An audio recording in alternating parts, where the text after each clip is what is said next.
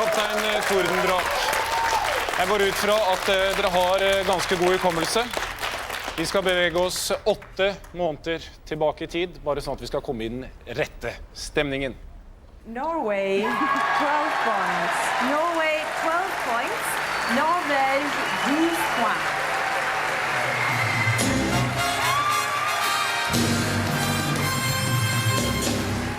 Ja, den seieren den ga oss den internasjonale finalen. Den går av stabelen i Oslo Spektrum 18. mai. Og her kommer de, programlederne til den internasjonale Grand Prix-finalen.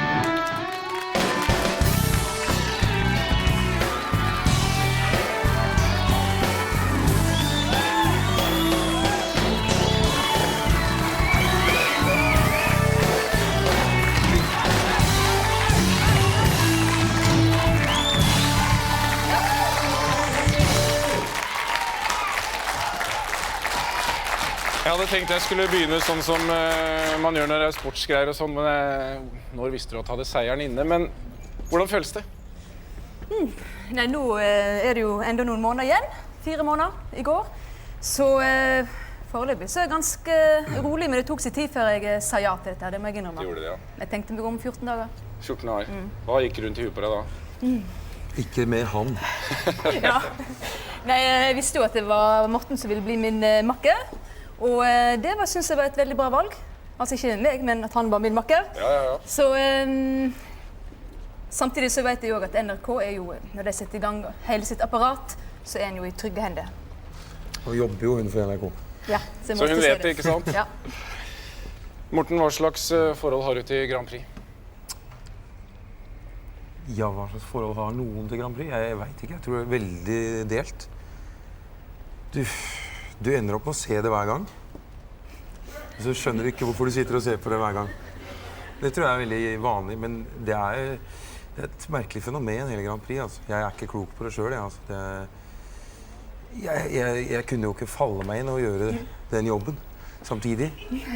Så kunne jeg heller ikke si nei, ikke sant?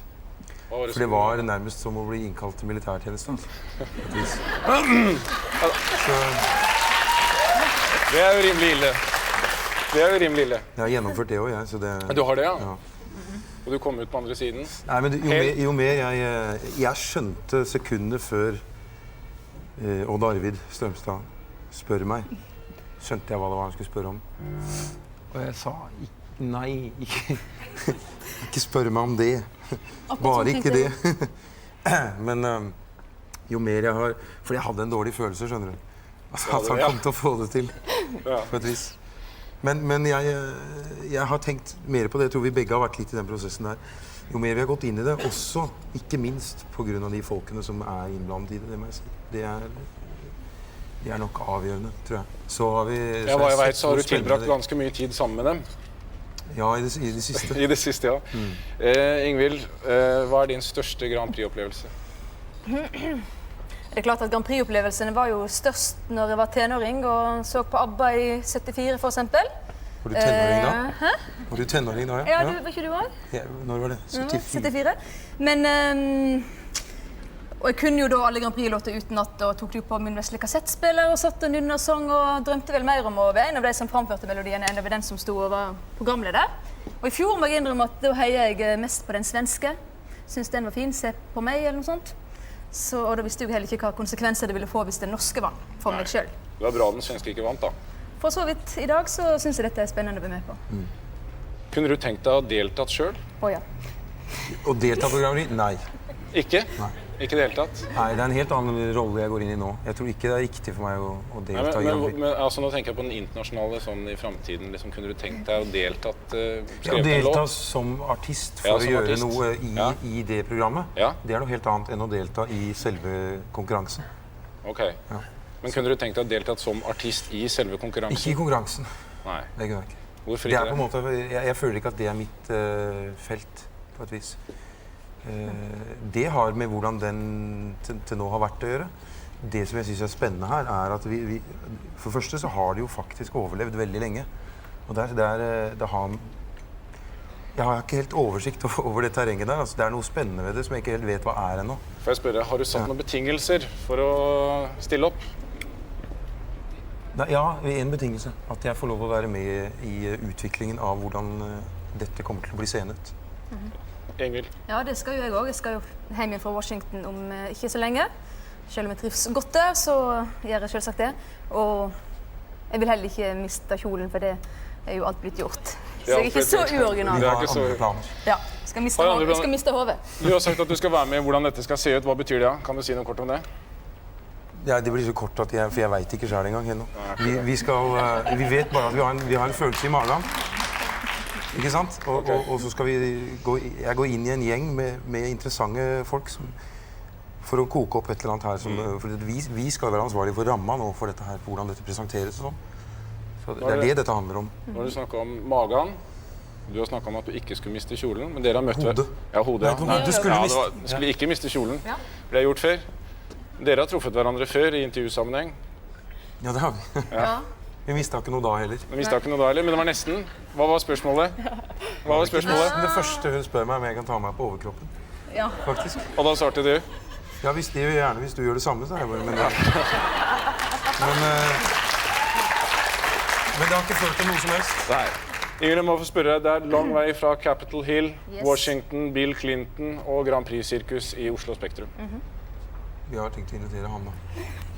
Ja, nei, altså, du lurer på om det er seriøst nok å være Ja, programleder for Grand Prix? Tolk det spørsmålet hvordan du jeg vil. tolker det slik. Jo, dette her er jo en profesjonell jobb som skal gjøres framfor 300 millioner mennesker, om ikke enda flere. Og det er klart at det kan jo diskuteres nivået på hver enkelt Grand Prix-låt, men jeg skal jo ikke framføre Maltas bidrag eller Bosnia-Herzegovinas bidrag. Jeg skal jo være programleder, så jeg tror ikke at det skal se på oss som useriøst, selv om kanskje noen muligens kommer til å ha den oppfatningen. Morten, du er artist. Hva betyr det for karrieren din, tror du? Nei, la meg stille spørsmålet. Hva holder du på med nå? Hva holder jeg på med nå? Ja.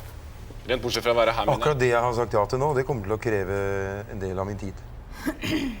Men jeg er jo i sving med egne ting, som for så vidt har blitt synlige nå i det siste. Du har solgt 200 000 av den siste skiva di. Jeg tror ikke det er så mye, men det Nei, er det du 180 har fått høre. Ja.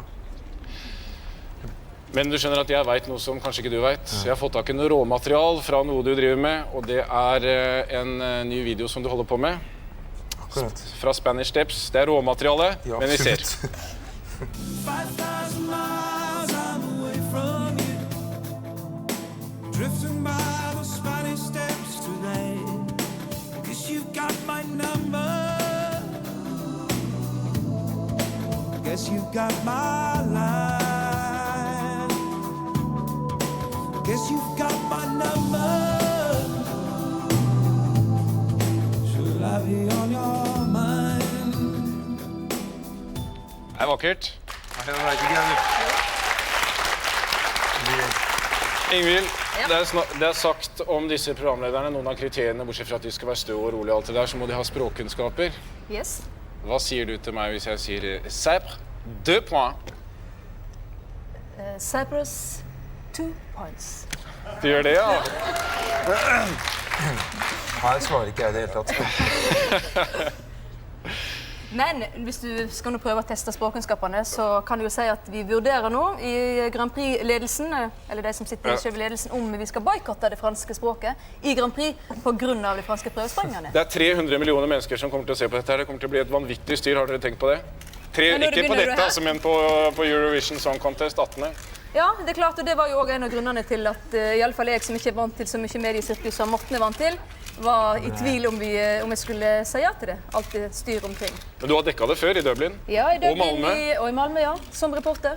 Var det så mye folk her da, eller? Ja, det var jo... Slapp av, det er ikke film i kamera. Vi får bare sette i gang.